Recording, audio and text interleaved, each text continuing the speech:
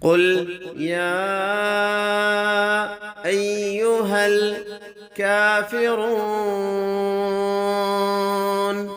لا أعبد ما تعبدون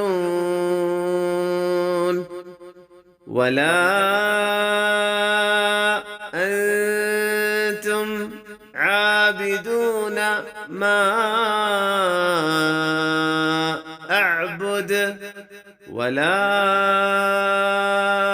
أنا عابد ما عبدتم ولا أنتم عابدون ما